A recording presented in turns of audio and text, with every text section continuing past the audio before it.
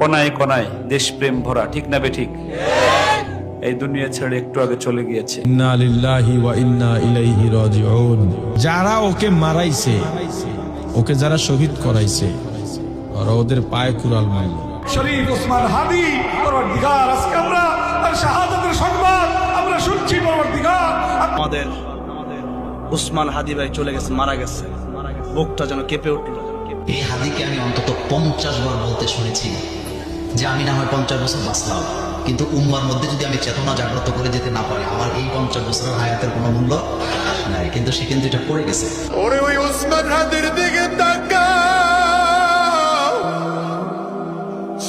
আল্লাহর বান্দা জমিন থেকে বিদায় বিদায়।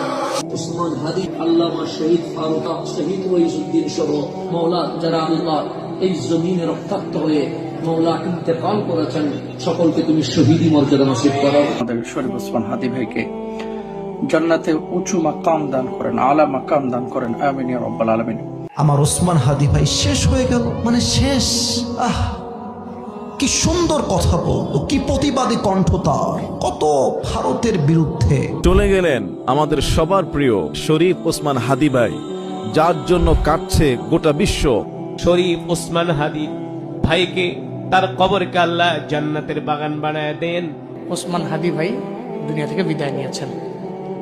আল্লাহ পাক তার জিন্দেগীর সমস্ত গুনাহগুলোকে মাফ করে আমার ভাই ওসমান হাদির মা বাবার কলিজাটার মধ্যে তুমি একটু প্রশান্তি দান করে দিও।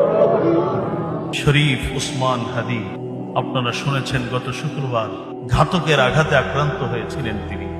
আল্লাহ রাব্বুল আলামিন তাকে আজকে শুক্রবার কবুল করে ফেলেছেন।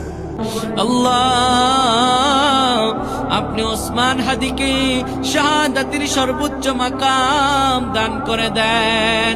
আল্লাহ, আজকে আমাদের একটা ছোট ভাই বিদায় নিয়েছে, জুলাই যোদ্ধা হাদি, ওসমান হাদি।